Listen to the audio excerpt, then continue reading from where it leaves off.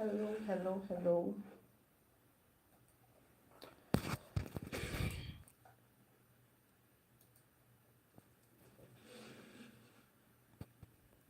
Hi, everyone, and welcome to my live video. Um, how are you all doing? Thanks for joining for those that are online already. Um, so, today I just want us to talk about the recent admission. A lot of people already gained or were successfully admitted, and I'd like to say a big, big congratulations to all of you. It's not easy. It may look like it's just the first step, but trust me, not everyone gained admission. I don't know what the stats are or what the rates of successful applicants are, but if you were among those who gained admission, I would like to say a big, big congratulations to you. Well done. But that is just like the first step to everything. There's still a lot coming, but you're here, right? So give yourself a pat on the back for a good job well done. So while people are joining the video, hi Blessing Alex, how you doing? You can drop your questions, but before I start taking the questions, I'll just give like an overview of what to expect now that you've been admitted.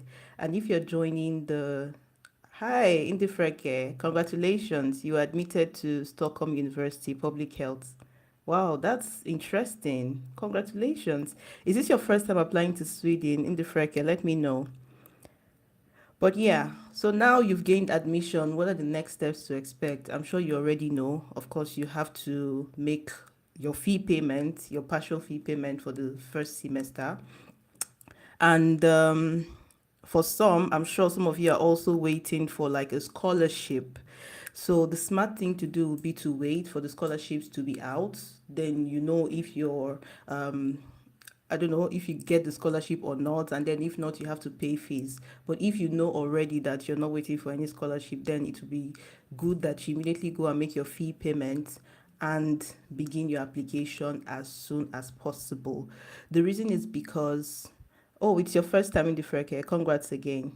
Blessing Alex to Stockholm University. What course were you admitted to? Blessing. Wow, lots of Stockholm University persons. Congratulations to you guys.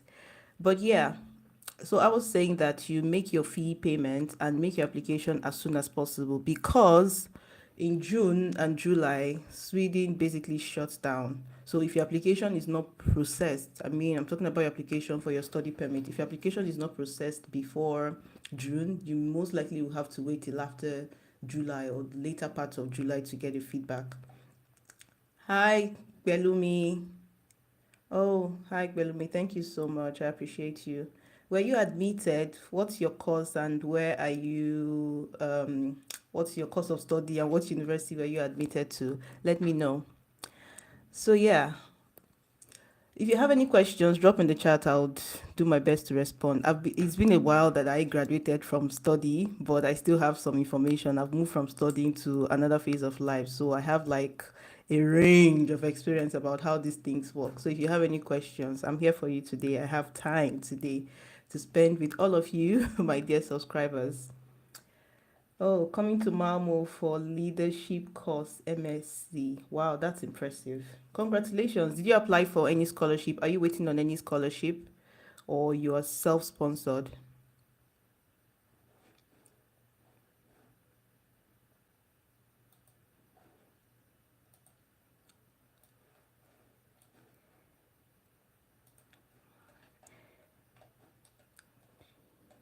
Okay. So, first things first, for those that are coming, you have to make your fee payment. Your school will send you this information on how it's done and what you should do. So when you make this fee payment and get like a confirmation that they've received your fees, depending on what country you're applying from, it could take shorter or longer time, and depending on how you make your fee payment, processing may be faster or shorter. But once you've confirmed that your fee has been cleared from your school, has been received by your school, immediately you go to make your application for study permit. I have a total video. If you've not seen that yet, you can go and browse, but I can talk a bit about it. A video detailing exactly how to apply and all the things that you need to make a successful application. Belumi says she's waiting for SI. I'm gonna get it by grace, by God's grace, right? Yes. Amen. By God's grace, I hope you really get it. I'm rooting for you. But it's a very, very competitive scholarship, super competitive. But there was this one for women in STEM. I don't know if your course qualified for it. But yeah, fingers crossed. I wish you the best, Bellumi. Again, I hope you get it. Okay, so back to what I was saying about the residence permit. I have a video where I detailed all of what you need to do. I really think Sweden is very straightforward. Everything that they need you to provide or to submit, there's no, you know, hide and seek with Sweden. They are very clear. We want you to provide this, and when you provide this, you'll be granted your permit, and you have like no things that raise concerns or questions that will get them asking you for an interview. If that's the case, you will definitely get your residence permit. However, Sweden these days is changing. In fact, for the last 2 years, things have changed a lot. Students or immigrants are going through a lot. I'll have to put this there because I'll be doing you a disservice if I do not make this clear. Um, since 2 years ago, a new government, I think it's 2 years ago, a new administration came into power, and somehow they've really made policies that are not very friendly to immigrants. And this has really affected a lot of immigrants. Unfortunately, lots of people had to go back home. And for me, I feel like coming to study outside of your home country is like an investment that you hope to reap the fruit of your labor after studies. But sometimes it may not always be the case, especially with Sweden these days. I'm not saying it's easy anywhere else, but for Sweden in particular, these days, it's really tough. So if you're coming, it's good that you have all the information that you need and you're ready and you're prepared for what may happen when you come. I'm not trying to scare anybody. If you have any questions, please let me know. I even made a recent video about this. Should you still consider moving to Sweden in 2025? You can go and watch that video for context. And if you have any more questions about that, let me know. So, what's life in Sweden like? What would you like to know about living in Sweden? What are you curious about Sweden? Ask me. I'm here and I'll respond to you. Please, can you talk more on SSSB registration? Because I noticed something. I noticed nothing is indicated on the portal since I registered. Okay. What do you mean by nothing is indicated? In the freke? Let me know so that I can answer you correctly. SSSB registration is pretty straightforward. You just have to register and then join the queue, right? There's a queue. We go, Victor, I'll respond to you shortly. There's a queue that you have to join, so you need to check that you're on that queue. And I think for that queue, you can only be on the queue for, is it 60 days if you're not registered as a student, if you've not paid your student union. So how it works is you can join the queue and your queue days start counting. The reason why it's good to join early is so that you can apply for a hostel with enough queue points. Let's say they publish a hostel or a room on SSSB. Lots of people are going to apply. They will rank the people with the highest number of queue days. So you have to register, but you need to pack your queue days.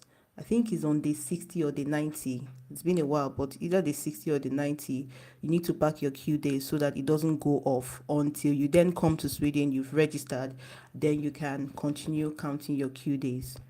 But let me know if I answered your question or if you need more clarity. Are there jobs in Trollhättan? Wigwe. I don't know when you joined, but I mentioned that Sweden is changing and changing fast. I would like to say that it's easier to get jobs in the bigger cities, but even that is difficult these days. I know Trollhättan is not as big. I'm not sure there are lots of companies there. The kinds of job that students do, I have a video on that. If you have time, go and watch it. The basic jobs that they do is like cleaning, delivery, restaurant jobs, or what's this other one? There's something called reclam, like where you go to distribute newspapers. Those kinds of job used to be available a lot for students like 2-3 years ago, but these days, because of the salary threshold that Sweden has imposed for getting like a work permit, companies prefer to hire people who have like permanent residence or work permit so that they don't have to sponsor. So even those jobs these days are difficult for students to get. So if there are jobs in Trollhättan, Not as much as you have in bigger cities, and the competition will be tough.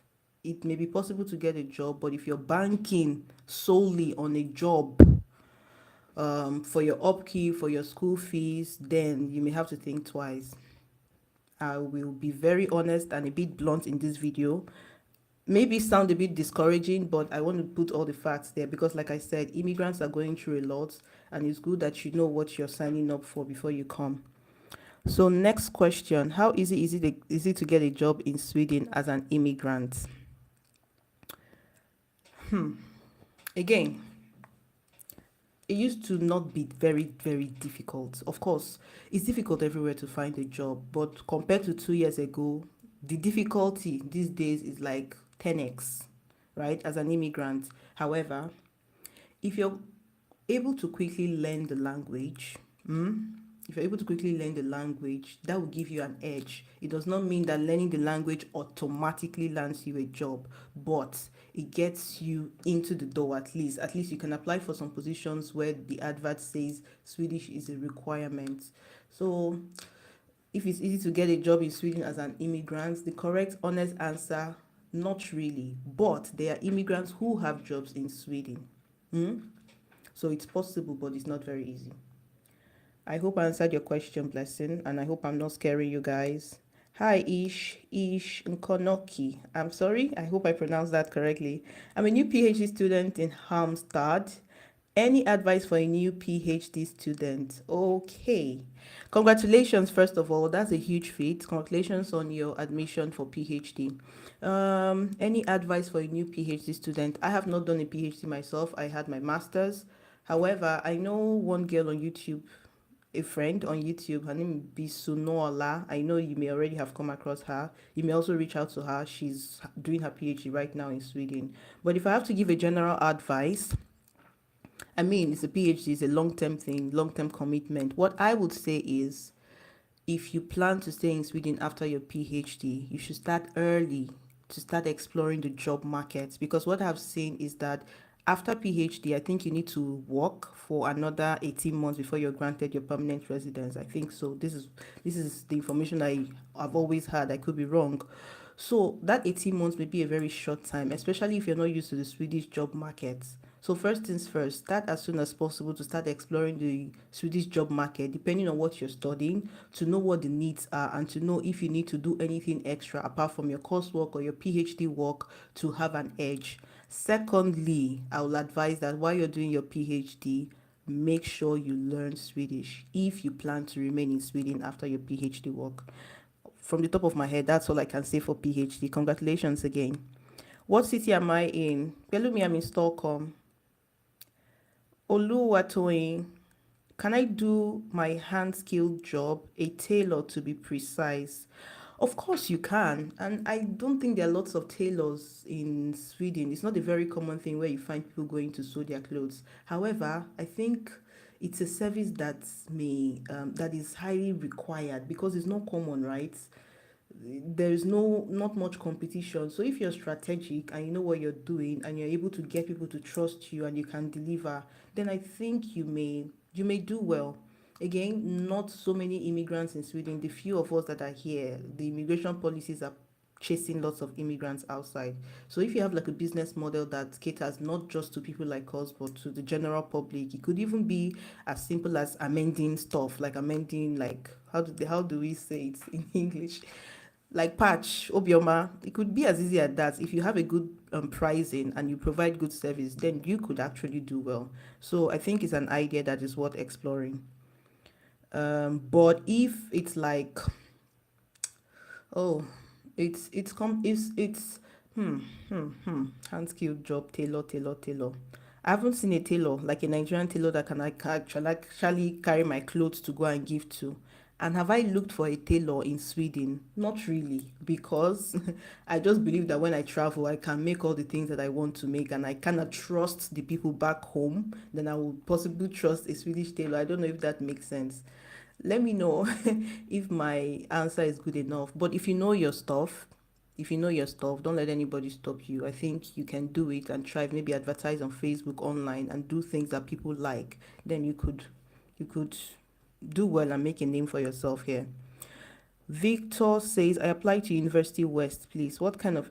Hey, Victor, you did not know what kind of university it was when you applied. Let me see. University. Have I been there before? Is the one in Trohatan?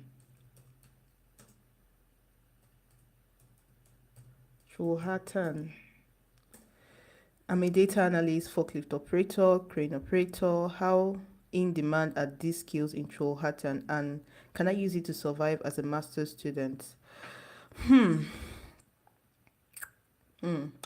As a student, the truth is companies would not want to employ you full time except you are willing or you've gotten like your 30 credits and then you want to switch to a work permit. That's when the company may be willing to hire you. But even that, if they get to know that, oh, you're a student, if they hear that, it kind of pushes them away. That is on one side, but I have seen people that successfully transited from a study permit to a work permit with their core skills. So for a data analyst, you stand a chance. But these days, even core IT roles like data analysts, they are still asking, or some companies still ask for Swedish. So maybe while immediately you come, you can start picking up little Swedish so that even if they ask, you tell them you're learning and you can have basic conversations. So, but I don't think that the company will want to hire you as a part-time staff while you're studying, except you are willing to let your studies go for a while and then come back to it later. But be careful because you need 30 credits. Make sure you have 30 credits before you apply for a work permit. And be extra careful because Sweden is doubling down on immigration and people coming to do something that they said maybe coming to work while they on their permits they said we are coming to study. So be careful about that. Um, Hi Mary Tomilola. Hello, how are you doing? Hi Oladua. Olaoluwa. I be Niger girl. How I no go get am? Olaoluwa says, please, what is my chance of getting a job in the north of Sweden? I'm an accountant here in Nigeria and I got admission at Luleå University. First of all, congratulations.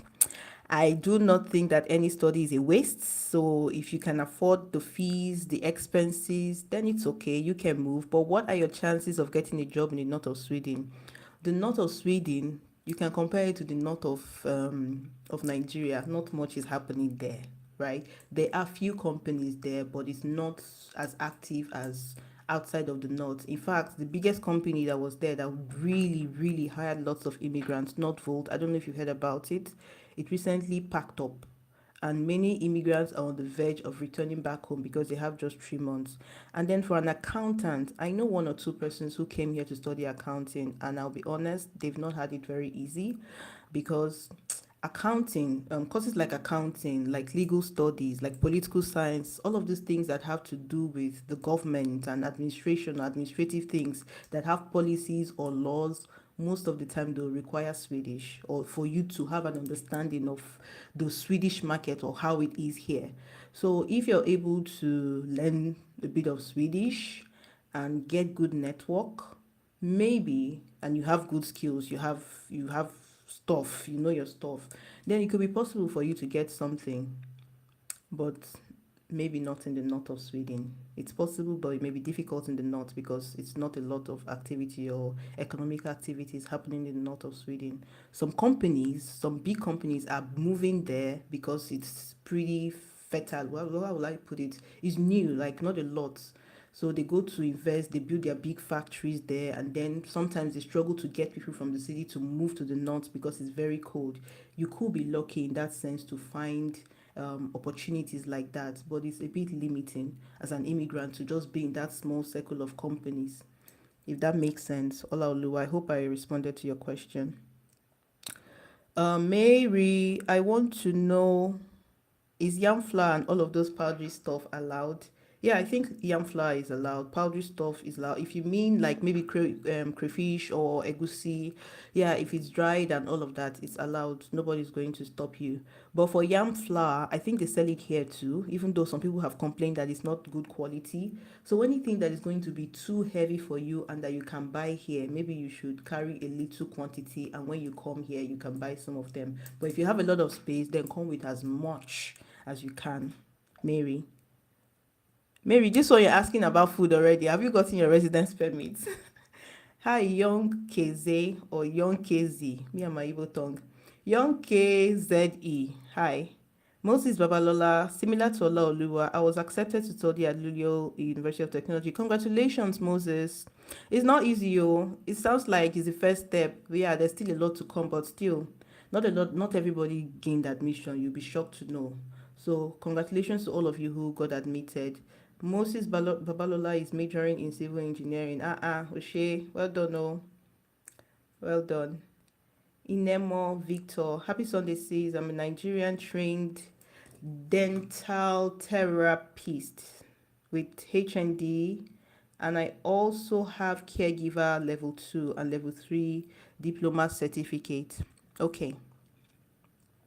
You have very good skills that if it was in an English speaking country, I'll be like, come and enjoy. But it's Sweden. And if you're going to be doing anything medical related, health related, relating to people, then you need to know the language. That's just a straight answer. If you have to do a caregiver job, you need language. Okay. Hi Omo. Omo is here. Oh. Hi Omo. Thanks for joining. Is Trollhättan in the north? This question. Do I know? I need to check the map. I think it's west. Map of Sweden. This question you asked me, you suppose ask Google or Luatoyin. You don't put me for work. Showing cities. Trollhättan.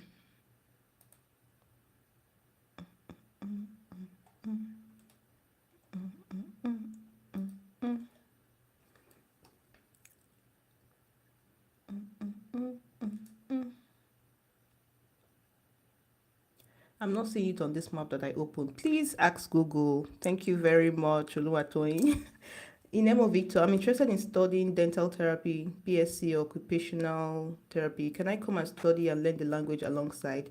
Omo is live. If Omo, please, if you have time, all these medical related questions, you're the Odogu.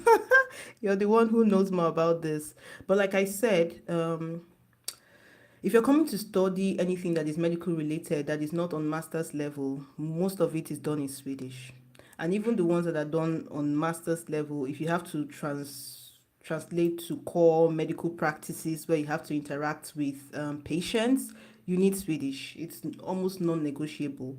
So if you will be willing to, bring down your head and learn the language, then you definitely thrive. I hope I answered your question, Victor. Mary, not yet. Okay. Esther, please, how can one get caregiver job? Chai. Sweden is not the UK. Oh. Sweden is not the UK where you have caregiver jobs easily. UK speaks English, right? So you can interact with the person that you're giving care to.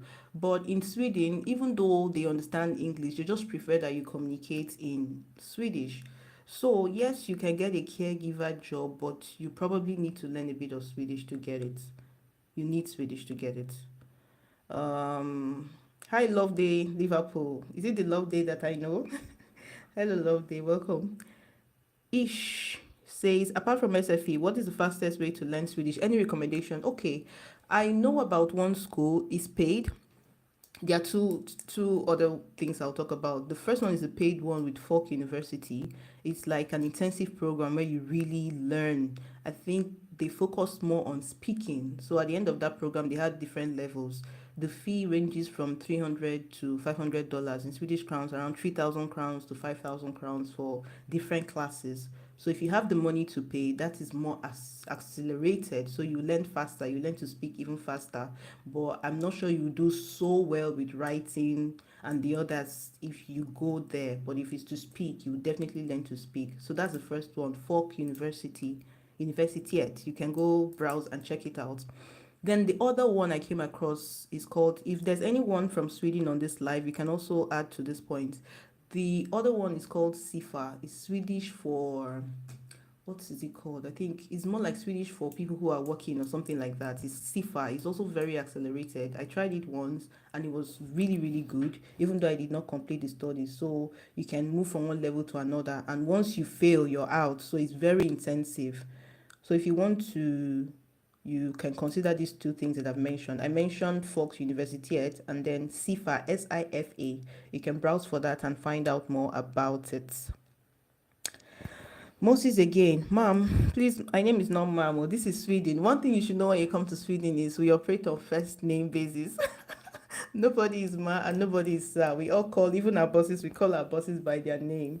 We call everybody by their name. Even professors in school, I struggled with that. So please, my name is Nena. Ma'am, do you know about the job market for potential mining engineers? Apparently, Sweden is a major player in the mining industry in Europe. You're quite correct, especially in the north of Sweden. You're very correct, Moses. Um, I may not be able to comment much about the opportunities, but it's true that for mining, it's big in Sweden. And if the language is a requirement, that is something to consider. So, what I would advise you to do, Moses, is to browse about mining companies in Sweden. Go and check their career page and see first, or even go to LinkedIn, see if their jobs are advertised in Swedish. Check their career page and check the requirements and see if Swedish is a requirement for their jobs. Then this will give you an idea. I mean, apart from the language too, it's also good you see the kinds of job that these mining companies are recruiting for. I hope that helps. Busi, hi Busi. I got admitted to Maladalen University in Västerås and I'm having issues registering on the housing queue there. Any advice? What particular issue are you having? Let me know so that then I can know how to respond. Mm, and you have to confirm. I think for some universities, you may not be able to access it until you've paid your fees. You need to check if this applies to your school and if it doesn't. And then if the issue still persists, reach out to your university. I'm sure they'll be in a better place to respond than I will because I don't work there. I hope that helps. We'll see. Ish again. Thank you so much. You're very welcome. Love day. Hey, chic. I would ask for my friends. He's a safety in a Bosch HSC 1 and 2. Can he get something doing in Sweden? If he can learn Swedish, yes. And if the certifications, I don't know. Yeah, Nebosh is international, yes. So, yes, if he can learn Swedish, then yes, he definitely stands a chance. The truth is, I think Sweden is in need of laborers, like skilled laborers, but the language is a barrier. The language is a barrier, and your type of residency too. Some companies are not willing to sponsor, but if you have good skills and you can combine it with the language and have a good network, then definitely you thrive. You will thrive in Sweden. Shushmit, I'm sorry if I did not pronounce that correctly. Hi, how are you? I got an offer letter from Uppsala University. Is it possible to get scholarship from second semester? What happens if I'm unable to pay tuition? Let's see. Is it possible to get scholarship from second semester? You have to make this research yourself. Check Uppsala University, how their scholarships are done. But I think usually these scholarships are given 1 year at a time, or like for international students, it's either given for the duration of your studies. I'm not sure it's semester by semester. I know Dalana University has something like this where after your first semester you can, with good grades, you can qualify and apply. So you have to confirm. I don't have this information. If I would have to answer, I have to go and make the research. So I'm sure you can do that. What happens if I'm unable to pay tuition? So recently, Sweden started this thing where the Swedish migration, they collaborate with universities. The universities kind of give them updates about students, the ones that have, maybe not exactly the ones who have paid, more like your activity. Like, is this person really a student? Is this person still studying and all of that? So if you've not paid your tuition, it is possible, I cannot confirm this, it's possible that your school may send your name to Swedish migration. So that's not a good place to be at all. And even if Sweden was not strict on this, it's also not a very good place. If you're not able to pay tuition, then you're not going to be able to register for the courses for the following semester, I believe. And that means your education is halted. So that's what may happen, Shushmit. I hope I responded. Moses, you're welcome. Pussy, you're welcome. Glory, thank you very much for dropping that. Love Day says, thanks. Thank you. Thank you. Okay. We don't have any more questions. I think I've answered everything that you guys have dropped. But yeah, so generally speaking, how often do you come live? This is actually my first time doing something like this, but if you want me to do this often, then let me know. Um, oh, thank you, Omo. Thank you so much, Omo. Um, yeah, if there are no more questions, I think we have spent how long now? About 30 minutes. I should come live. Okay, no problem. I will try to come live. But if there's any topic that you want me to go in details about Sweden, still ask your question before I begin to round up this live. Sweden is a beautiful place. It's a lovely place, trust me. I love it here in Sweden. But ah, yo, it's tough. If you have not gotten a job, if you've not settled into the system with a job, a good job that pays your bills and that is good enough to take care of you, have a good housing, have friends, like a community, like a tribe, your people. If you don't have all of that yet, Sweden may be miserable, just like any other country. Like moving abroad is difficult, it's tough everywhere. Forget I'm saying Sweden is all of that, but it's kind of similar in most places.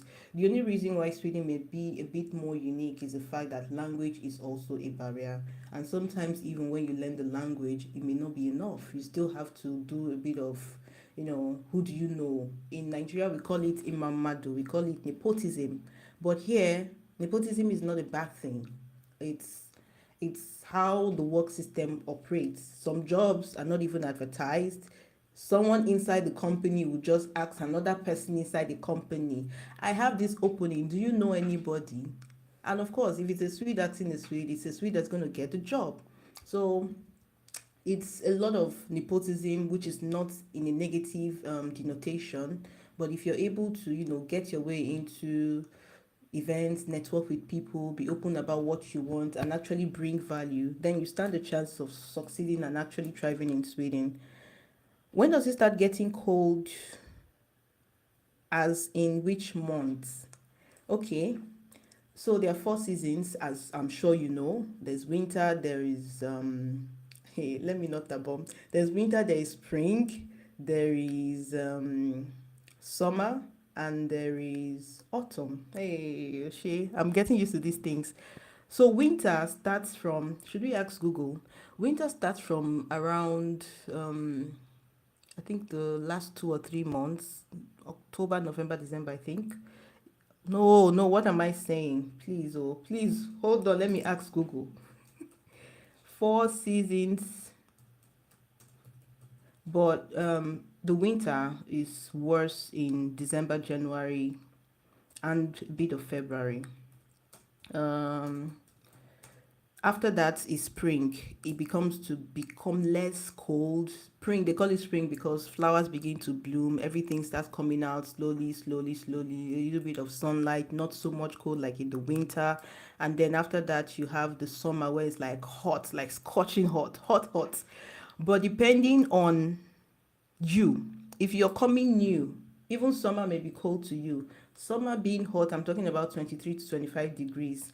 Our ACs in Nigeria, our ACs that we use in the offices at 23 degrees cold like this. So imagine that you're coming to live inside AC and it's cold summer. When I arrived in August, the temperature was around 25 to 30-ish, if I'm not mistaken. But yo, I was cold. I was shivering. People were busy walking up and down with shorts and singlets, and me, I was wearing sweater and everything, and I was still cold. So if it's your first time, even the hot seasons may be a bit cold for you, but you adjust with time. So it gets mostly cold. The worst is towards the end of the year and early months of the year. This was great. Just started to follow you a few weeks ago when I moved to Sweden. Oh, hi. Yeah, that's nice. How's your experience in Sweden been so far? Ish. More. I'm supposed to be asking you, would you encourage me to move here to start a business? Mm, it depends on what business. It depends on what business. I think that I'm Nigerian, and I think that some other nationalities have really cracked the code to starting and operating businesses in Sweden, and I think that we are not doing enough. as Nigerians, as blacks, to really explore that aspect of things. Most of us are very professional and school and academic based. We just come, we want to study, we want to get a job. But the most of the opportunities are in business. I know few Africans who have owned successful businesses, but if you look at the statistics compared to the number of Africans here, I think we can do better.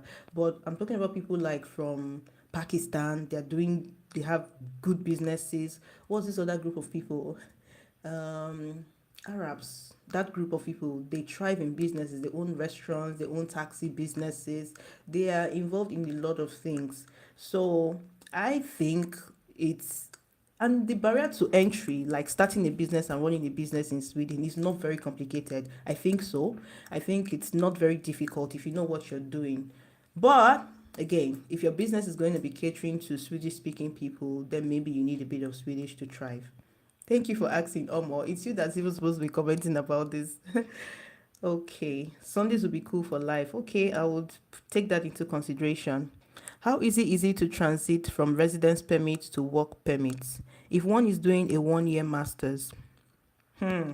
Belumi, Belumi.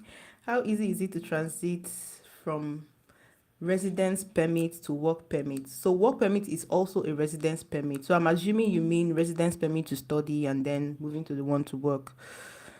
Okay, I'll tell the story of one of my friends, but this was in 2021. So that's a long time ago, right? In 2025, it most likely may not happen like that. So she moved for a master's for 1 year, I think in Göteborg, Gothenburg in English. She moved for a master's there, studied for 1 year. She didn't get a personal number, but after her master's, she was able to get a personal number because she had lived in Sweden for more than 1 year.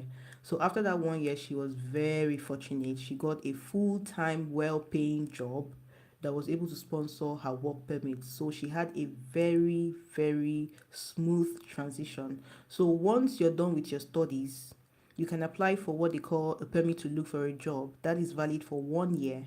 So with that permit, you're able to still stay in Sweden and look for a job. But that permit doesn't really allow you to work like a full-time job. If you then get a full-time job before you start working, that company is supposed to apply for a work permit for you. So immediately they put in the application, you can begin working. That's how it works. Mm, back to your question, back to your question, back to your question. So yeah, so if after studying you get a job and the company is willing to sponsor you, you can immediately switch to a work permit. It's quite easy. The main problem is just finding the job. So if your question is if it's easy to find a job and switch, not so easy in 2025. The job market is tough, but generally, if you're lucky and you find a job, it's not a big deal. It's not a hassle. They apply for the work permit for you. You start working, and that's it.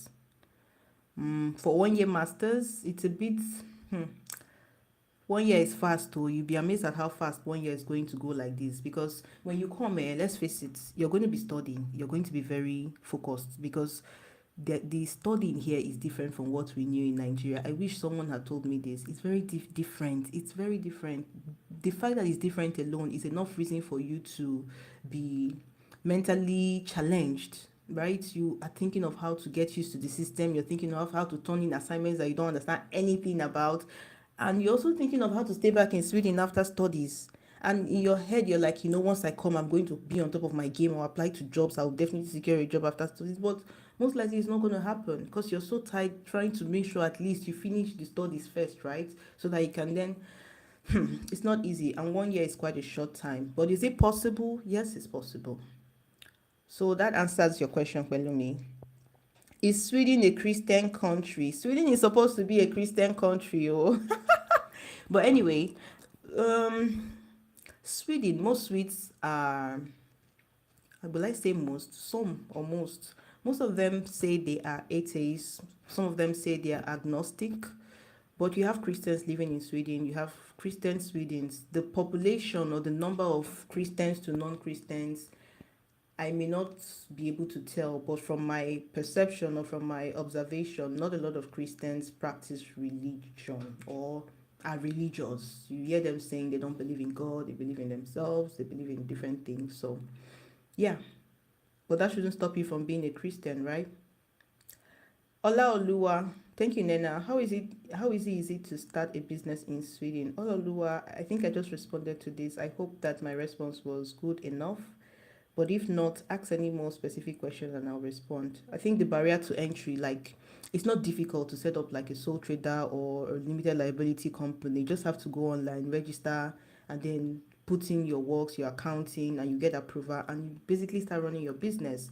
So it's then up to you to know how you're going to source for clients, depending on the kind of business that you're doing, how you're going to market, how you're going to get people to come patronize you. So depending on your niche and what you're doing, language will probably help you be a better business owner. And there are some businesses actually, like I think I heard about the taxi business where you can own a fleet of taxis. You need to know the language, you need to write an exam in Swedish. So that is something to consider. Ernest Adu. Hmm. Good day, ma'am. Please, I'm not ma'am or first name basis. We are in Sweden, act as the Swedish do. First name basis. Is 20,000 crowns enough for student accommodation? Mm, Hi, Ernest. What city are you coming to live in, and how big of an apartment do you want? 12,000 crowns is more than. Wait, wait, wait. Ask your question again. If you mean 12,000 crowns for 1 year, no, it's not. Not at all. But if you mean for 1 month, I think it's very reasonable for a student. Very, very reasonable. As a student, I was paying 3,000 crowns per month, but it was like what do they call it, like a room in a corridor. So I had my room, I had my toilet in my room, but I had to share a kitchen with some other people. As a student, I did not mind, but the longer you stay and the bigger you get, you need like your space.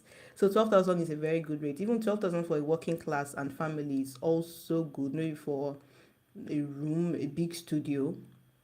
And depending on your location too, it could actually get you a very big sized apartment with 2 rooms. So depending on your location, it could be more expensive in big cities, but in smaller cities, this could get you a very big accommodation. Thank you very much for having a live session with us. Thank you for joining, Victor. I appreciate you. Hi, Omo. Thank you. No, yes. So winter is November to February. Omo has given me the correct dates. Yes, Omo, we need to do better. We really need to do better.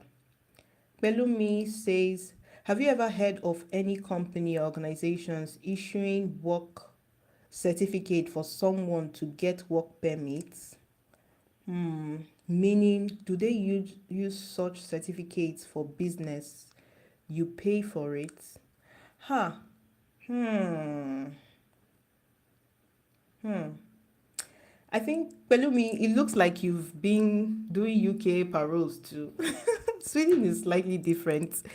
Um, a company can sponsor someone to come and work in Sweden. This used to be very common 3 years ago, 4 years ago, 5 years ago, where you could be recruited from your home country to come work in Sweden. It's still happening for Indians and few non-Indians, but it's not very common these days, I'll be honest. Sweden and their employers or employees are trying to recruit people that are already here and have like residence and ability to work. The sponsorship for work permits these days are not so high. It's seen in the migration data for the amount of people applying for work permits. So if you get a work permit, your work permit is limited to the job and company. Your first work permit is tied to the job and the company that you're with. You may be able to register for like a sole trader or a company apart from your business, provided that your business does not affect your job, does not interfere with what you're doing. And you should also be careful because you are on a work permit and your work permit is tied to your company. So you need to fulfill the conditions of that work permit. If your business is going to get in the way of that, then you may have to consider it. How easy is it for a dependent to get a job? Hey, Foodies album NG. I want to assume you're into the cooking business. There's something called, I came across a phenomenon recently, something called the IT wife course. I will explain what it means. So what it means, it could be IT husband or IT wife course. It means that a lot of times when someone in the IT sector gets a job and is moved to Sweden, right? or relocates to Sweden, a lot of times the wife or the husband, if they are the ones that is dependent, they struggle. They struggle because it's a totally different world. You assume that once you come, your husband has a work permit, you have a work permit because you're allowed to work as a dependent. You assume that once you come, you find something and support, do something, especially if you're working in Nigeria. But a lot of the times it's not the case. It takes time. So what usually happens is that then you have to go start learning Swedish a lot. You're losing time. Your years of experience, your gap from work is increasing, and maybe sometimes you then have to give birth or take care of the kids. It's a bit complicated rather. So it may not be so easy for your dependent, depending on your field, right? I know someone also whose husband was in the IT. She was is it commerce related, economics, and all of that stuff. She was very smart, very smart. She quickly had to go learn an IT skill. This was like 3-4 years ago. She quickly had to go learn an IT skills and then was able to transit into IT. So it depends on what you're doing and if you're willing to change. One thing that I would really recommend is for you to not be stuck on your ways, except you're really sure of what you want to do and you're willing to ride it through or ride the waves, learn all the language, do everything you have to do to get into the system. But if not, maybe you should consider switching to something that is more in demand in Sweden while you're learning the language. So if it's easy for a dependent, it depends on what you're coming to do, what your skill sets are, if you're willing to learn the language. I hope I answered your question for this album. Also, if you're for this album and you're good with making food and you can do food delivery, there are not a lot of Nigerians who order food, but I think it is because there is not someone who does it very well and who is willing to, meet the price point of what people are willing to pay for. Like personally, if I see a very good person who can make foods in bulk and deliver and I can afford it, I'll definitely go for it. But we don't have that in Sweden. So Ario, I'm sorry if I killed your name, but let me go with Isaac. Isaac, can you please talk more about Göteborg city? I got admitted into the University of Gothenburg. Okay, I can talk a bit about it. I live in Stockholm, but I visited Gothenburg once. Gothenburg used to be the former capital of Sweden, and I think land-wise, I think is the landmass, I think is larger than Sweden, than Stockholm, than the current capital. It's also a very busy and bubbling city. For the weather, I hear that it rains a lot. In fact, the day I visited, it was raining non-stop from morning till evening. But generally, I think when it comes to economic activities, Stockholm comes first, and following closely is Göteborg and Malmo. So if there is any other aspects of Göteborg that you want to know, let me know. But generally, it's a big city, a good city. It houses very big universities, and it's also close to some other cities that are doing well too. So yeah, and I heard that there is a seaport, if I'm not mistaken, there. So that could also be something to consider for ease of moving things or transporting things. Huh? Belumi law. I'm not sure what you're learning about Belumi. Okay. Can you start processing? Can you start processing housing with just an acceptance letter? I just got accepted to MDU Vostoros. Can you start processing housing with just an acceptance letter? In my time, I think I had to pay my fees before I could apply for housing in my school and get it. So you need to confirm from your school what the requirements are to apply for housing.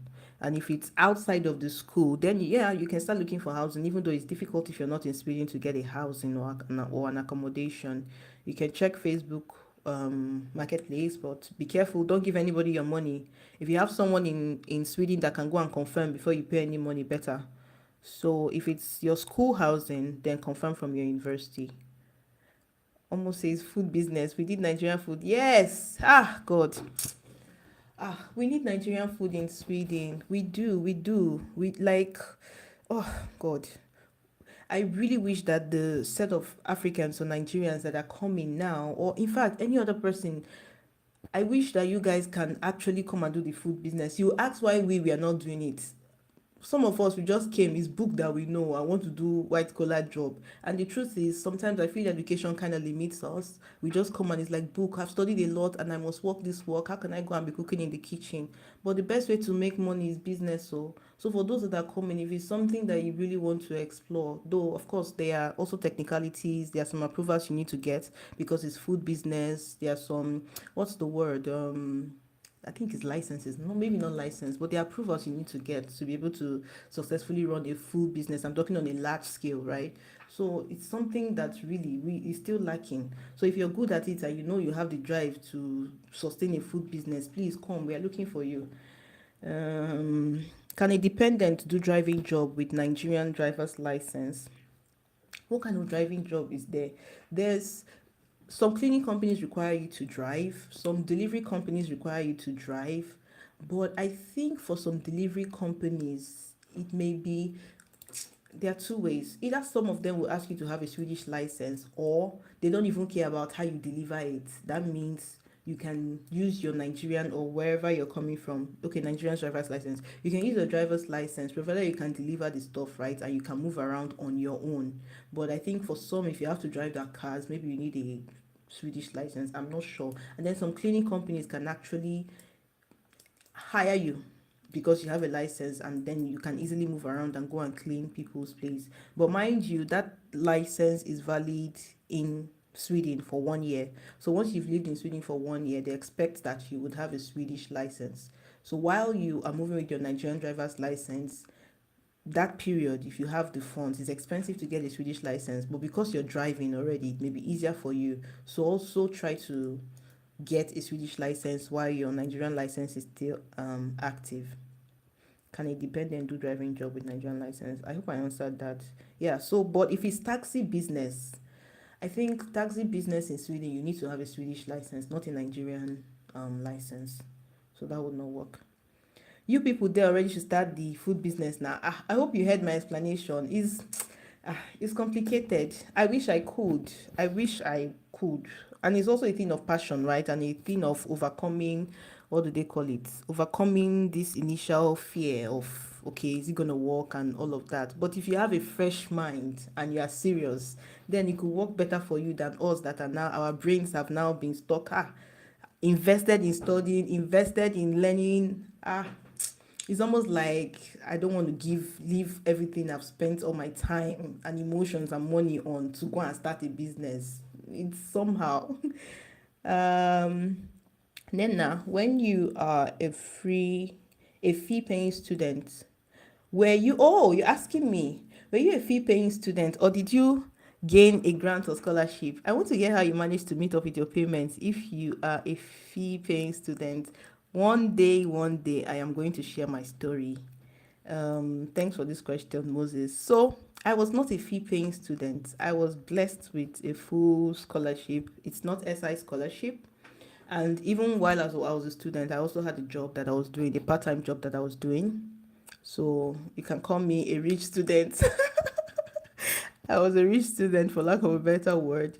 So, I did not have to manage, I'll be honest. I was basically balling. So I didn't have to struggle with payments and all of that. However, God, I had friends that went through hell.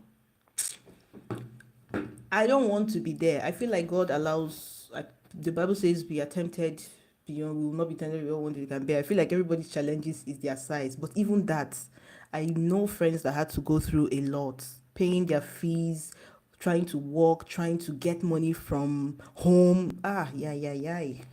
It's not a place anybody should be in, and I really commend those that are able to cater for their fees, cater for their living expense, struggling to get a job. So Moses, I'm sorry, I can't answer that question because I was on a scholarship. I was balling. Belumi, does one need approvals to start e-commerce business even as a student? E-commerce business. There's a website you can go to read about this. Let me drop it. Vemcat, right? I think so. Vemcat.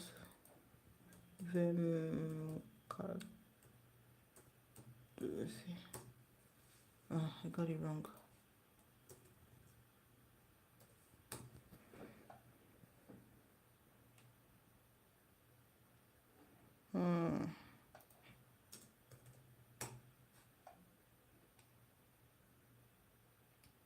I will type the name of this website, where you can go and read up about all the kinds of businesses are the ones that require a license or special permits. Exactly, permits is the word.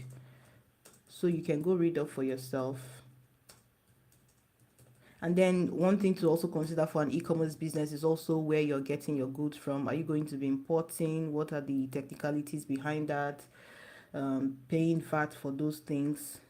Let me drop the website. Vec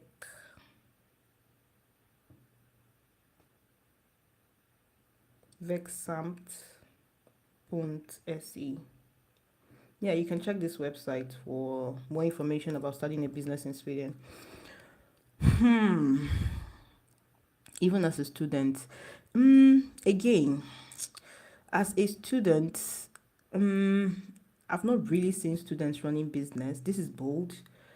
If it's going to be allowed, I don't know, but I doubt if anybody is going to be stopping you, provided it doesn't interfere with your studies, provided you can, fulfill the requirements for your study permits and finish your studies, right? I doubt that there's any rules saying that you cannot run a business as a student. But please don't say that I said. Let's revisit this maybe in our next live session. I also want to know. I'll find out some more. You also try to find out some more so that we have good information. What is the process of getting a Swedish driver's license? Victor, do you want to know? Okay, I think I should make a video on that, a full video on that at some point too. Driver's license video. Victor, do you want to know? Because it is very complicated. It is very complex. It is difficult. Yo, but if you know how to drive from home, maybe it will be easier for you. So first things first, you have to do what is called an eye test. You have to go to like some stores where they are licensed to do the test, some stores that have deal with eye issues, is it optometry? So you go there, you get your eyes checked. There's like a test that they do, and then they send it to Trafiksverket is the body that handles driver's license in Sweden. So they send your results there. If it's okay, then you apply for what we call, I think, is a learner's permit. So that permit allows you to learn how to drive.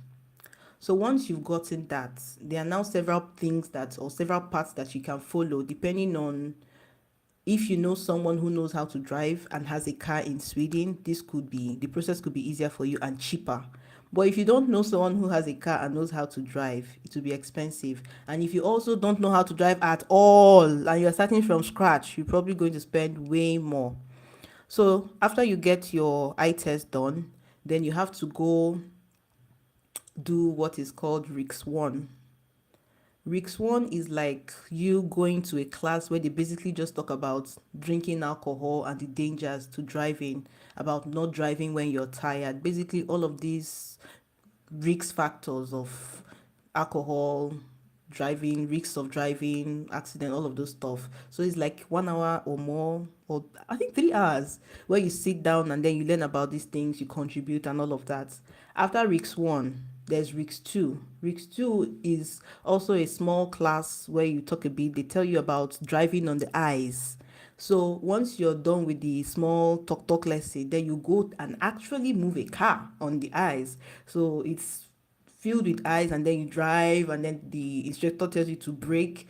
All of this is just to get you to know what it means to drive on ice, because sometimes it snows in Sweden, and if you've never driven on ice before, it may pose a challenge, and you're driving the same way like you drive on dry ground, you may have an accident. So if you don't manage it very well, your car could whatever. So that's risk 2. Then after risk 2, of course, if you know how to drive, you can as well start going for your driving lessons while you're doing this. If you're very good at driving, maybe you can go to a driving school and take a couple of lessons just to get used to the rules and regulations in Sweden, because trust me, it's very different from anything you ever know from wherever you're coming from. It is different, very different. Oh God, I thought I knew how to drive. I thought I knew about road rules. Anyway, back to the discussion. So you have to start taking lessons to get used to the system and all of that. When you're taking these lessons, then you can begin to prepare for your theory exam. The theory exam is one that you have to pass a certain number of scores. I think I can't give you the figures now, but you have to pass, and it's not so easy. But if you practice and practice and practice and practice, you can pass on the first attempt, right? If you can read and write and understand what they mean, then you'll pass easily. Then to the baba of them all, the real problem is when you have to do your practical classes. See, I don't want to use my story. I'll give my story another day, please. It's not about me. Some people have done this practical stuff 4 times, 5 times, 6 times. I know somebody who did like 8 times and they failed. Sometimes I feel it's subjective. You can drive with someone who is like, okay, everything is okay. Sometimes you can drive with someone, they fail you. Tomorrow you go and drive with another person, they say, you did this like this. Meanwhile, the other person say do it like this. So it's somehow. But if you're lucky and you're a very good driver, and then you can quickly adapt to the Swedish style of driving, understand the rules, the right hand rule, know when to turn, know when to do whatever, you may get it faster. So that's the summary of the process. It's a bit more complex than I've made it look, trust me. More like it's longer than what I've explained, but it's possible. I know a lot of people who have their license, and it's also quite money intensive. One training class with a training school could cost about 700 crowns to 1,000 crowns to even 1,500 crowns for 1 hour. So put that in mind and imagine how many lessons you may have to take. Some people have to take 10 lessons, some people have to take 20 lessons. Some persons spend as much as 40,000 and above before they finally get their license. Let that sit. Okay, another question. What is the process? I've answered this. Your mouth too sweet not to get a side job. Your grace. Oh, thank you, Belumi. Does the embassy reject student visa applicants? Of course. Yay. If imagine now, if the embassy has to accept every student that applies for visa, do you think there'll still be anybody left in some countries?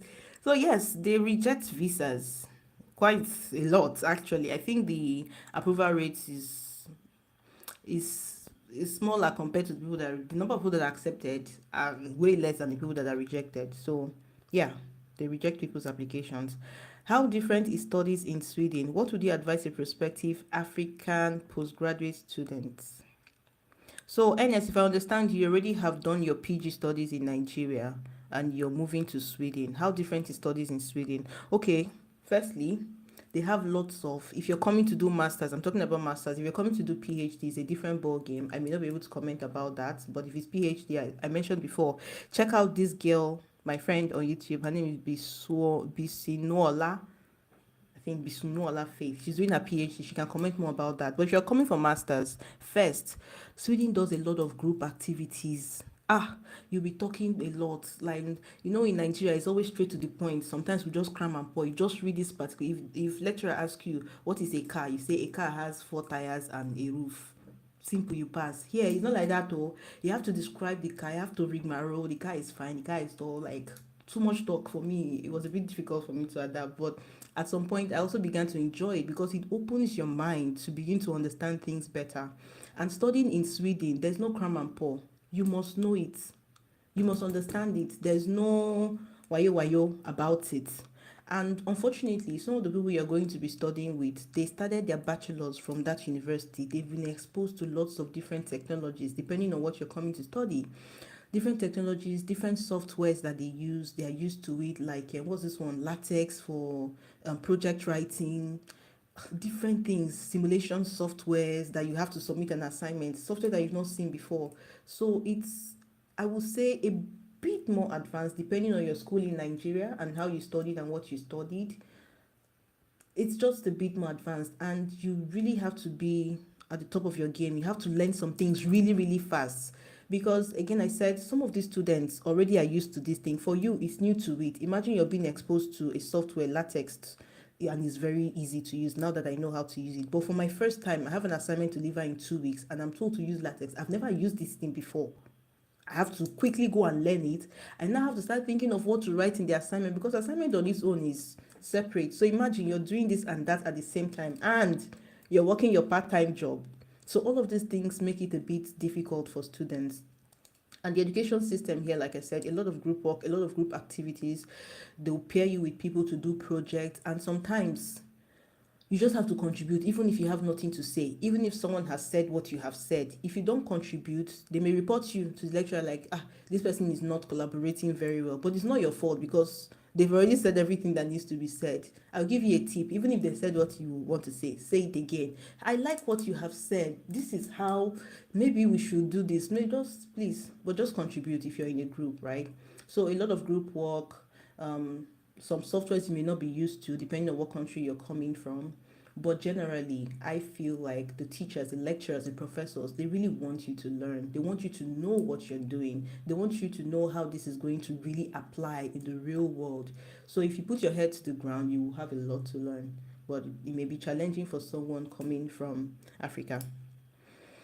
Who I'm really worried about tuition fees. I can pay first semester fees, but it's possible to pay next semester fees by working. I'm sorry if I'm too annoying. Sushmeet, no, you're not annoying. Trust me, I understand. Of course, it's difficult, right? Especially for someone who wants good for themselves or who wants to do better for themselves by pursuing their studies outside of their country. So trust me, I really, really understand.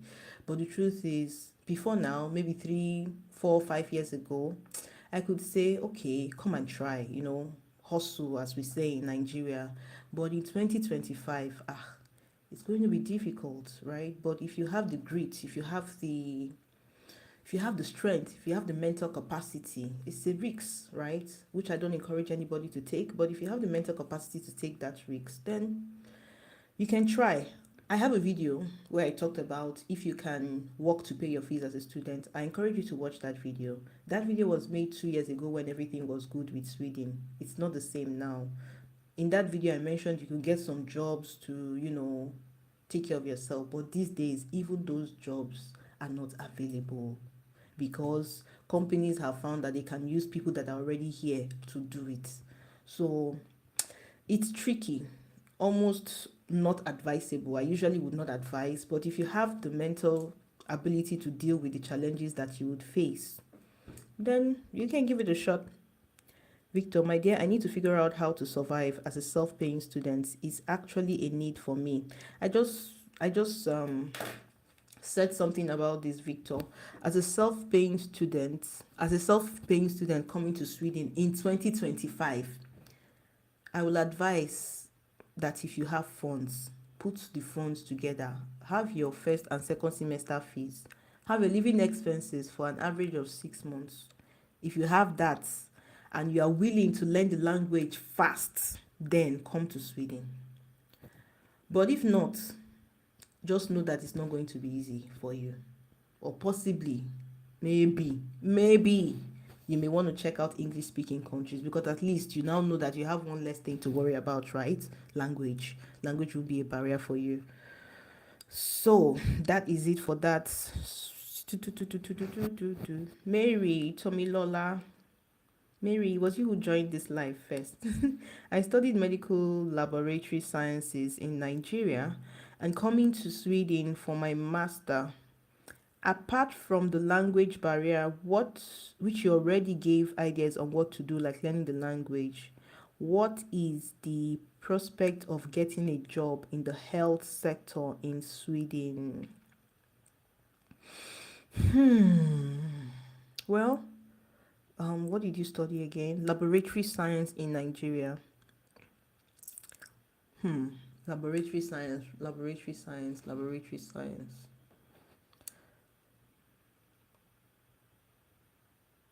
I think that the health sector in Sweden is in need of people, always in need of people, both the low class health sector or the high class health sector. I think they're always in need of people. However, they actually have like their own processes for some things or some exams that you have to take or recertifications. So you need to know how it applies to your field. I don't know about laboratory science. But if it's prospect of getting a job in the health sector, I think if you come and you finish your masters or you get in line with what is required for you to work, like if there's a licensing or if there's something that you need, if you get it and you know the language, then it may not be as difficult. This is what I think. I got accepted for agroecology. Congratulations, Alnap campus. I've not heard of this place before. Where is that, please? My husband, who is going to be my dependent, has agricultural background. Mm, hmm.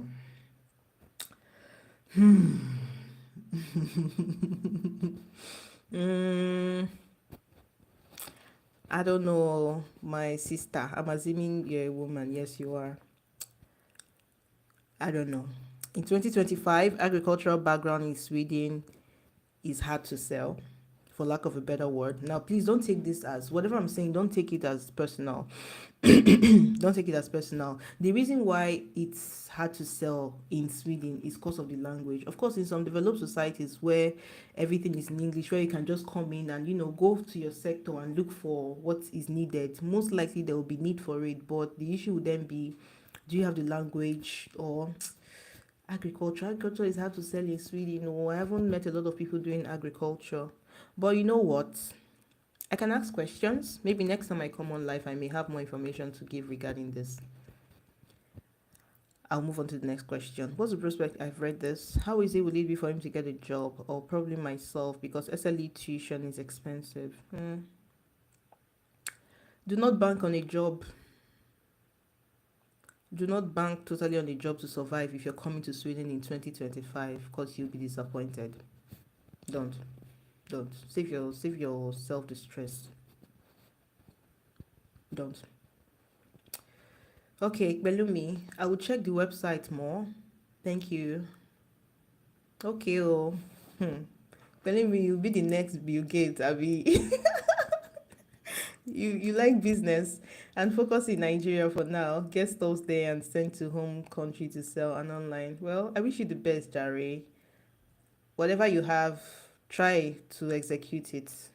Who knows how big it's going to get. What about barbing? Prince. What about barbing? I mean, I think either you can attach yourself to an already existing barbing salon. Barbing is expensive, so I want to believe that you'll make a lot of money. So if you have the skills for barbing, maybe you can go to a barbing salon and see how it is. But I also don't know if barbing in Sweden has a special school or whatever. But I think barbing is good. In fact, Seth, even you and your immediate friends, you can begin to tell them, I know how to barb. And if you have a good clipper, you can just be offering that services to people around you first. Or maybe go to just for barbing, it's a good skill. Maybe you can just walk into a barber store and ask questions. But how often this happens, I don't know. I don't know how to barb, but I think it's something that is worth trying. Study in Sweden is about reflection, hope. Hope I'm right. It's about reflection. What do you mean, Pelumi, by reflection? You mean reflecting on expand so that I can respond. I learned that in Sweden you can only register for one course at a time.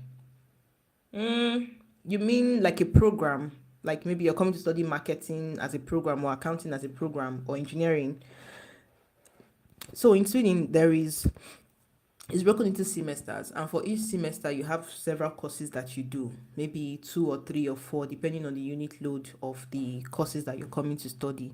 So except you're saying that is one program, like a combination of different courses to make one program. If you can only study for one program at a time, yes, because it's university admission that gives admission, and you can only be admitted to one program at a time. But you can do different courses, even separate from the one you're doing in your school. Nobody's going to stop you. Hello, moving to Sweden soon. Hi, Munaza Ahmad. Welcome to Sweden. Are you moving as a student? Do you have a job? Let me know. And congratulations. Pelumi, as a Christian, how easy is it to connect with the Christian community? Preferably a community that's multiracial. I'm concerned about my spiritual life. What if I'm led to plant a church? What do you think? Well done, ma. Pelumi, you're a spiritual woman. Anyway, if it's easy to connect with a Christian community, preferably a community that's multiracial, okay. Yes. Yes. So when I came, I was lucky. I found my church, Christ Embassy, and we have a branch here, so it's very easy for me. I still continue my spiritual journey. I had no break in transmission, and I thank God for that.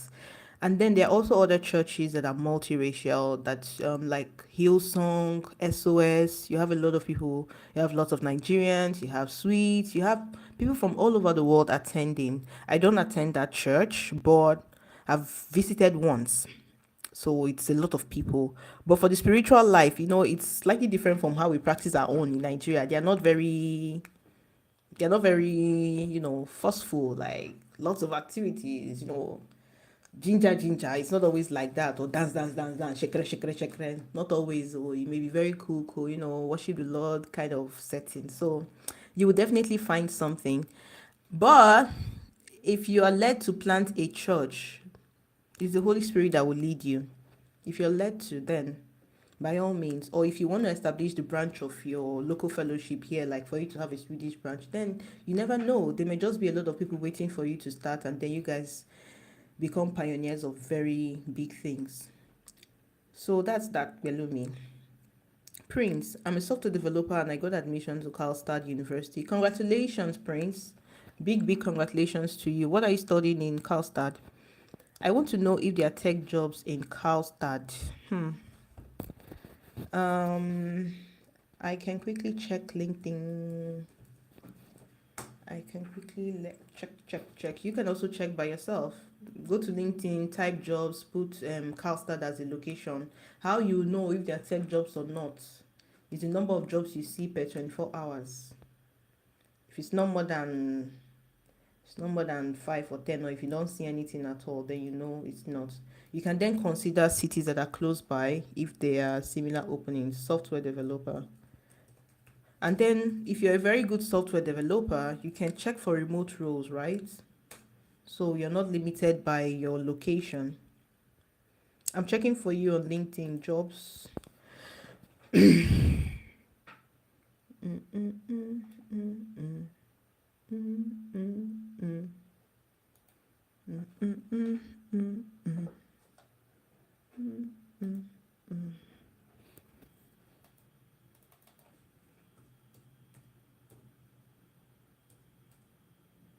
Karlstad.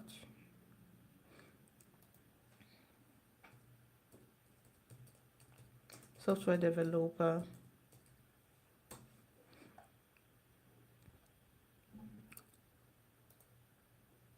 Okay. So I'm seeing like 7 jobs right now posted in the last 24 hours for Karlstad. But the truth is, LinkedIn, sometimes they will just put remote jobs from European Union. So it may not necessarily be in Karlstad. I think it's only one job that is in Karlstad. The rest of them are like remote jobs around the EU. So you check by yourself. If you're a software developer, I don't think you'll find it very hard to find a job. And you know what you're doing, right? It may not be that difficult for you. I asked about barbing so I can try my options. I'm also good with barbing. Yeah, that's good. That's very, very, very good. I braid hair. I make my own hair. Sometimes I make for people, even though I went to school. I have a master's. So there's no, what do they call it? There's no shine about it. It's a good skill that you have. I got admitted into Lulio ISO is saying, I got admitted into Lulio University of Technology. Is Lulio a good place to live? Can I find a part-time job there? Luleå is in the north of Sweden. Have been to Luleå once. And the only thing that I remember about Luleå is how high the snow was. See, I think I still have a picture. The snow in Luleå was high like this. After they've packed it up, it'd be like mountain. The snow, if it snows like and you come out of your door, ay. Luleå is cold. Luleå is cold. It's in the north, but it's a beautiful city, a small beautiful city. I kind of liked it. And if you can find a part-time job there, I don't know. You can get a job in there's what they call local or commune. Commune is like local government kind of thing.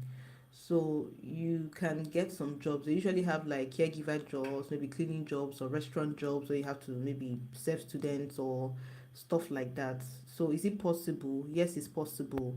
Is it very easy? Probably not without language. And it's not. And the northern you go, the less exposed people are. So it's very possible that language may be an even bigger problem in the northern part of Sweden. Belumi again, should flight ticket be included in the proof of funds? If you have it, yes, please.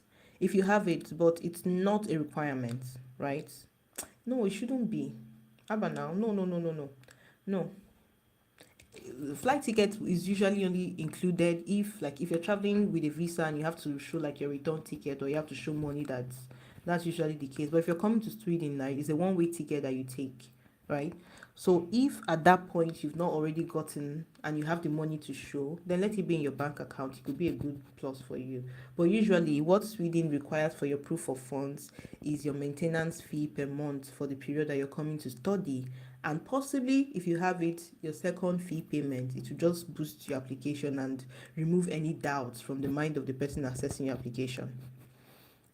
How is dating like in Sweden? The Rock Peterson. Dating is ghetto in Sweden. Dating is hi. I had an experience. I'm married now, by the way, but I had the dating experience in Sweden, and it was not so fun. The easiest way to meet people is online, dating apps. It's not very easy to just walk into somebody and say, "Hi, pretty baby, how are you?" It's be like you're encroaching their personal space. Except, of course, you're in an environment, maybe you're studying together, or you have mutual friends, or you went out on maybe an activity as a group. Then you can, if you like somebody, you can, I don't know how it works, but you can ask them out. But dating generally, it's not very easy to find people because Swedes are very reserved, right? They usually form their own cliques, especially in a class, because they've all been studying from God knows when, so they know themselves already. So it may not be very easy for them to get you into the circle, but online dating is what is most common. I think is most common in Sweden. And of course, if you are in a community like this or have a Nigerian community, by the way, I tried to set up a WhatsApp channel, but I decided against it. If you're on this live and you still want me to go ahead and set up this WhatsApp channel so we can easily communicate, let me know and I'll drop the link so that all of us can join.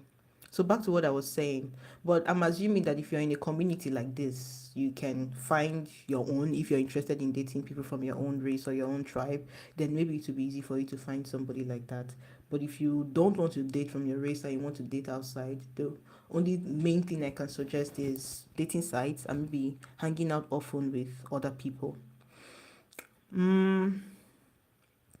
After payment of tuition, my mouth don't dey pain me.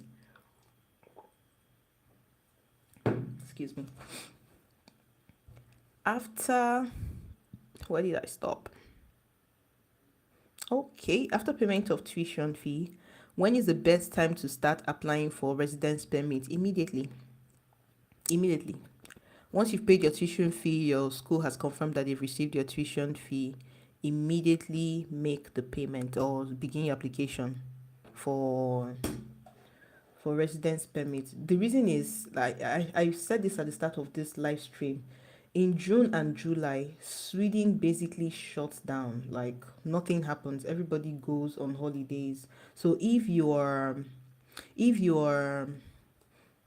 able to apply early, it's possible that your application can be processed before the person handling your application goes on vacation, maybe early June, before the end of June, and not after when they come back. Usually they are coming back late July, early August, just strolling into the office. Meanwhile, somebody is busy dying and waiting and having high blood pressure over the application. So the faster you apply, the better. Of course, it's not a guarantee that if you apply fast, then somebody is going to attend to you fast. But if you are able to pay your fees fast, there's no need waiting. Send your application immediately. Next question. Which websites can we get jobs in Sweden? There's a whole list of them. There's something called Arbetsförmedlingen. I think .se. Of course, LinkedIn. LinkedIn is a go-to. LinkedIn. What's this other one now?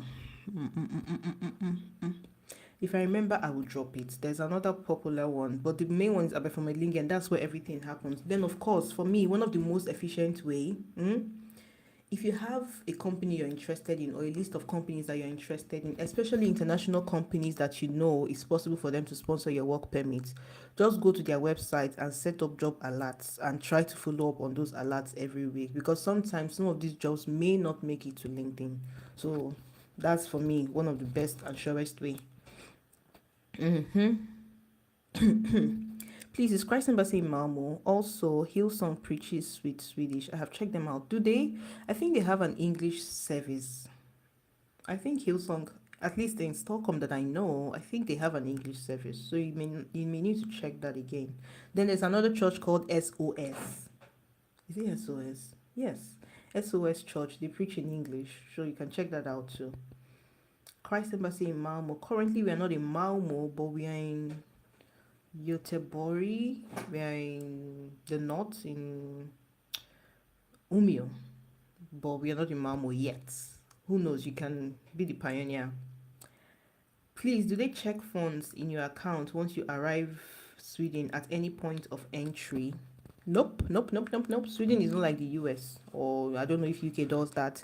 Once you've gotten your residence permit, you enter Sweden. Nobody's gonna be doing any extra check. The only check is at the border. Like if you're getting into EU first, they will have to just check. Maybe just ask you, depending on the country, maybe France or whatever. They'll just ask you, hey, you're coming to study. No, just small talks. But usually, nobody's going to stress your life again once you get your residence permit. What's the pathway to residency after school? Let me be writing all these questions so I can make detailed video. I'm going to make a very detailed video of all the possible pathways to move to Sweden and their pathways to residency. So check out for that video, French with Rollies. I'm going to respond to your question anyway. Okay, so usually after school, before now, if you come to study in Sweden, let's say for 1 year or 2 years, and you successfully get a job after your studies, that's when your years to residency, your permanent residency begins to count. Unfortunately, your time as a student doesn't count. It's sad, but that's the reality. So if you eventually get a job and you get a work permit and you work for 4 years continuously, like you have a work permit for 4 years, you pay your taxes for 4 years. 4 years is 48 months, right? Then you qualify for permanent residence with work permits. So that's how it works. So before now, or currently actually, after that 4 years of your work permit, you can apply for permanent residence. Then after you've gotten your permanent residence, 1 year after that, you can then apply to become a Swedish citizen. But recently, I have a video where I talked about recent changes in immigration policies. You can go and watch for details if you have time. But recently, there's a proposal. This may change. You will still be able to get your permanent residence after working for 4 years, but your citizenship, you may have to wait for another 3 years after your permanent residence. That means altogether about 8 years. Your study time is not included. So I hope I answered that question. Sissy and mom, your name is interesting. What is Trollhättan like? Seems like a lot of people are coming to Trollhättan. I've never been there before, unfortunately, but I cannot talk about it because I have not been there. People, accommodation, work life, but I think most Swedish cities are kind of similar, or Swedish places. If you join my live next week, maybe I can talk about Trollhättan because I've gotten lots of questions about Trollhättan. But I live in Stockholm. I can talk about Stockholm confidently, but not so much about Trollhättan. Pelumi, must proof of funds be in the account for 4 months as stated on the website? Or there's, if it's stated on the website for 4 months, please let it be there for 4 months and more. Just do as it's written on the website. There is no flexibility, except it's not stated on the website. If it's stated before now, they did not state anything, or has it been updated? This is interesting. Before now, there are no specifics. So if they are now specific about it, then please Stick to it. And thanks for letting me know about this. Set up WhatsApp channel. Okay. I will get it now.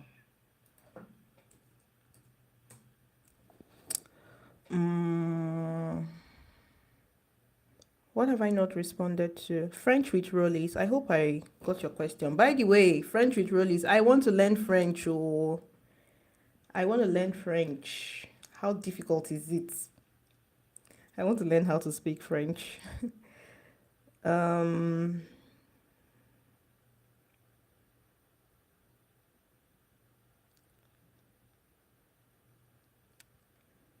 where did I stop?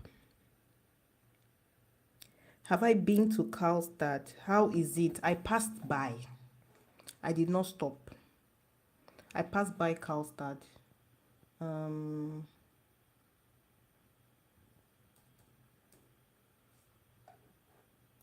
I'll drop the link to the WhatsApp right now for those who want to join. It's a very new group, almost nobody there.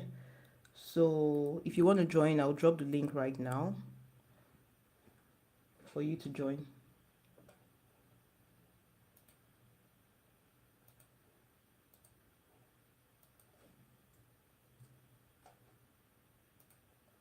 Yeah, the link is here. You can join the WhatsApp group if you want. What other question? What is Boras? Wow. Boras, Karlstad. Maybe I'm going to travel to these cities for your sake. But generally, most cities in Sweden are similar. But they are the top cities where you have a lot of economic activities like Stockholm, Göteborg, Malmo, Lund. Those ones are more lively. You have a lot of life there, a lot of people, activities. But all these other cities, it may be very calm. I don't know where you're from, but if you're from Nigeria, let's say Stockholm is like Lagos, Port Harcourt is like Göteborg or Kaduna, Abuja is like Malmo, something like that. And then maybe Boras can be like maybe Akwa Ibom or Calabar. And then Karlstad can be like Delta. Maybe. I'm just assuming. I'm trying to compare, but they are not very busy. Not a lot of things going on there, but it's not a village. It's not just as lively as you have in Stockholm. Yeah. If I get a scholarship, all Olua is asking, if I get a scholarship, am I still permitted to work while studying? If I get a scholarship, am I still permitted to work while studying? Yes, you are. No one is talking about the SI scholarship. Olaoluwa, no one is talking about SI scholarship. Maybe because it's very competitive and people are deciding to, pick their battles and pick their struggles. So if you get a scholarship, yes, you're permitted to work. You're permitted to work while you study. Nobody's going to stop you. Please, what is the hope of an applicant whose admission status says reserve and one out of the courses says conditionally admitted? What does this mean? Blessing Ubani, I'm responding to your question now. If it says conditionally admitted, I think usually what it means is you have to pay your fees. It means basically you've been granted admission. That's what it means. But you have to pay your fees, right? That's what it means. And if there's another course that is on reserve, you have to check the reserve list. If you click on that box, it will open up and then you will see how many people are on the reserve list. You will see how many people were admitted. Let me give an example. Say 14 persons were admitted or 15 persons were admitted for that course. It means that that's the number of people that they need at that time for that course, right? It's possible that they also want to give room for non-EU students that are still applying or still have time to apply. So that's what it means, that they want to give room for them in that course. Maybe they want to take a maximum of 20 or let's just say that 14. And then you go to the wait list and you see that your reserve position is number 90 out of 100. You just use your sense and know that one have go. Just look ahead and accept the one that they've given to you. So if you've been conditionally admitted, let's say congratulations. If you're on reserve, check for how many people will have to give up for you to get to that goal post and count your losses. Set up a WhatsApp group so we can write, because channel will not allow that. Oh yes, I've set up the WhatsApp group, French with Rollies. You can join now. I've sent the link. Okay. Omo, that SI scholarship results, they fear me. They said they are picking about 150 scholars this year. I'm praying for grace. God's grace is sufficient, Mr. Rock. Anything is possible. For those that applied for 2 years masters, are they expected to have 2 years proof of funds, or is 1 year enough? Okay. Um, just edit. So there are some schools, I understand that there are some schools that you can apply for 2 years at a time if you can show that proof of funds. And usually I would advise that if you can, I know it's difficult, but you understand why. If you can apply and if you can show that proof of funds now and get your 2 years permit straight, if your school allows for that, please do it. The reason is because if you don't do it that way, after like 1 year, after your first residence permit is expired, you now have to go and start all over again and start showing proof of funds.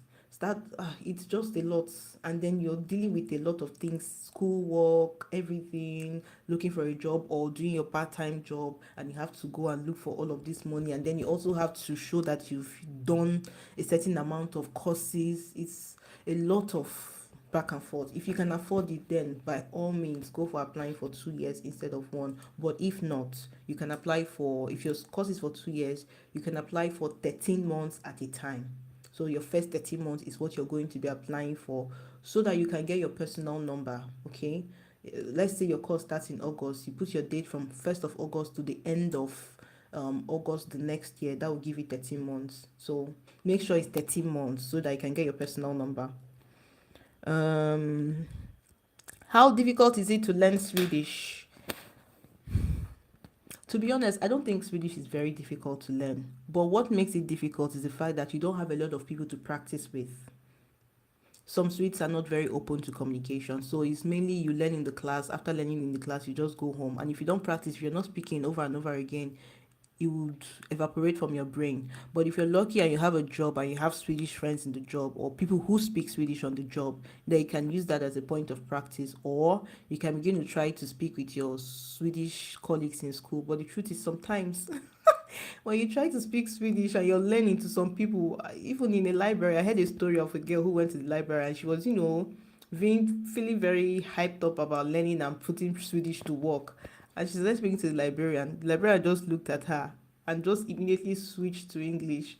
That could be very demoralizing. So I think that's the hard part of learning Swedish, not being able to practice a lot after learning. But is it very difficult? Most of their words are kind of similar to English words, so it will be easy to like build your Swedish vocabulary. Yeah. So not very difficult, but practicing, which is the real learning, is where there's a problem. What is your Facebook and other social media handle, please? I'm not so much on. I'm not a very social media person, surprisingly, but I'm getting better. I'm on Facebook as Nena. Uh, I'll post it on the chat for you. Okay. French is not difficult. It requires your time and zeal. Yeah, correct. Wait. No, I take it back. I really think French is tough. All those, how can you pronounce croissant that is spelled as croissant as croissant? How? And you say it's not difficult. It's difficult. It's difficult. Also, don't forget the Swedish short classes after your session. You mean that one I promised since 2 years ago? But let me know they forget something, or is it another one? Hey, you don't catch me, but I'll try. I'll try. I'll try. Except the Swedish short class after it. Please ask again, or let me be sure I'm talking about what you're talking about. Belumi. Have you traveled out of Sweden? 100% Bussy. I love, when I came to Sweden, I used to love to travel. These days, my brain is onto some other things. I still do travel. I have traveled a lot. And one thing I would say is that moving to Sweden or moving to EU in general gives you the leeway to travel. But the truth is, people don't like to travel because they just feel it's very expensive. Depending on where you're traveling, you can get very, very cheap flights. When I mean cheap, my first trip outside of Sweden, I got a flight, a return ticket for as little as $13. You'll be amazed. Of course, it's not the same in 2025. This was way back in 2022. I went to Poland in Gdansk and I was shocked. I just spent a day there. $13 is cheap for a flight ticket. You won't get, even flying from inside Nigeria from Lagos to Port Harcourt is not that cheap. It's not even cheap at all. So it's very easy to travel in Europe if you have your Swedish permit. So just go to Ryanair. There's a way to do it. You just check for destinations. They can even give you suggestions of the cheapest things and when to travel to get those cheap rates. So yes, I have traveled out of Sweden, and not just Europe. I've also traveled outside of Europe. Yeah, but I'm not sure what your question wanted to achieve. If it's easy to travel outside of Sweden with Swedish residence permit, yes, it is. I'm not able to tap the WhatsApp link. Really? Is that the same for everybody, that you're not able to tap the WhatsApp link? Please let me know. Hmm, that's strange. That's very strange. I'm sending it again. Okay. We will be rounding up this in 19 minutes, so maybe next week we can have another live session for those who want it.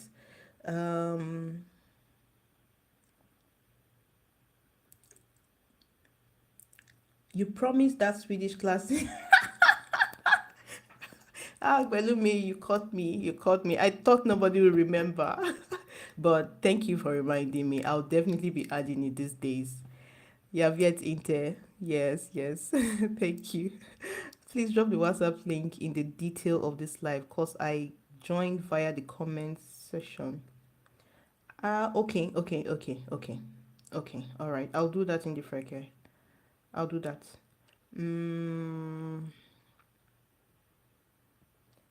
I can't tap WhatsApp link. So it's not just Mary who has the issue. Mary and Ish, I sent it again. Let me know. But after this live is over, I will put it as a comment in the chat so you can also go back and check if that's okay. Let me know if you understand what I just said. Can't seem to get. Let me try another means.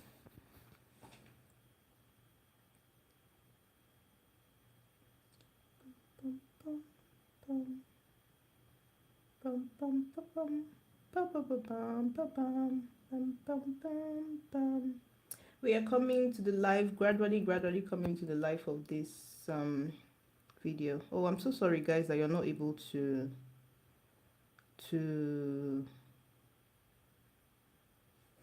it's strange because some persons have been able to join.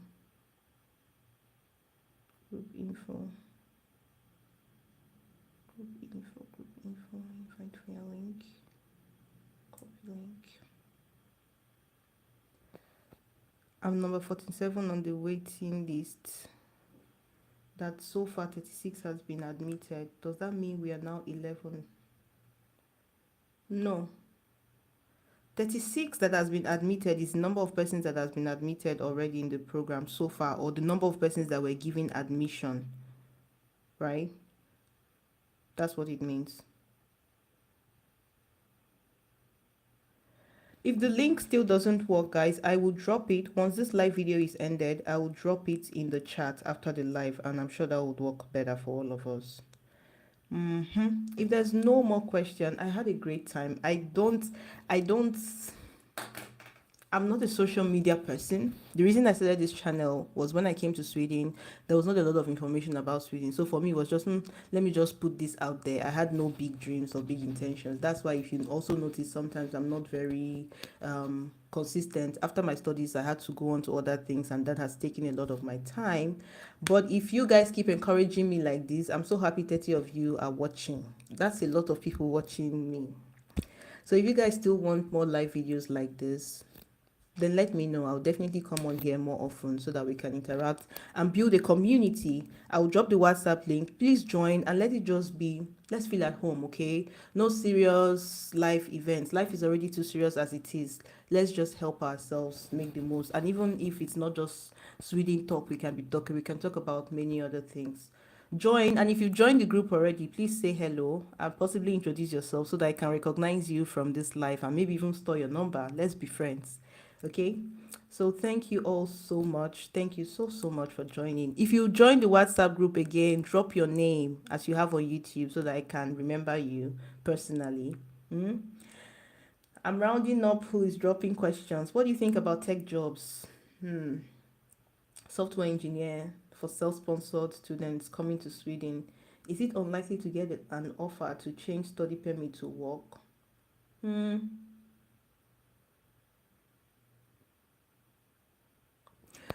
2 years ago, now home, 2 or 3 years ago, it wouldn't be very difficult. It wouldn't be difficult at all. Let me just put it there for you to get a software job and switch. But in 2025, the job market is not as it used to be. It's not impossible, but it may not be as easy or as fast as you would want it. So that's something to keep in mind. And also, just maybe you need to start picking a bit of Swedish. Before now, for tech jobs, they are very proud people, IT people. I cannot learn the language. But these days, even some tech jobs, they will still put something like Swedish is a plus or Swedish is necessary, right? Sometimes you don't necessarily need to know how to speak a lot. You just need to show that you're learning and you're willing to learn. Maybe it's good to start picking up some English words.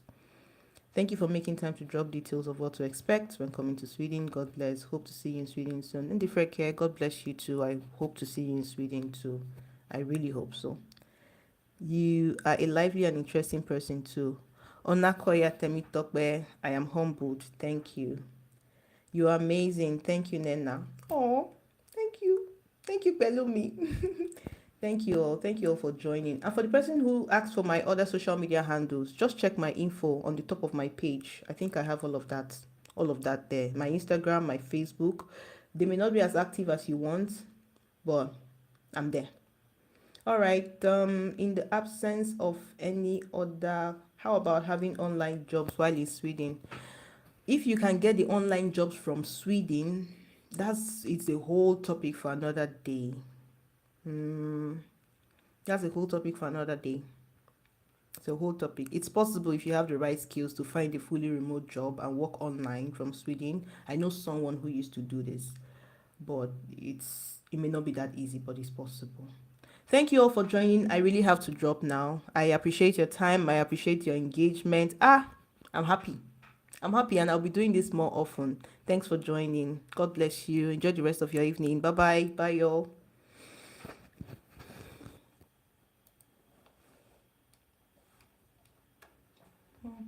Boom, boom, boom, boom, boom, boom, boom, boom, boom, boom.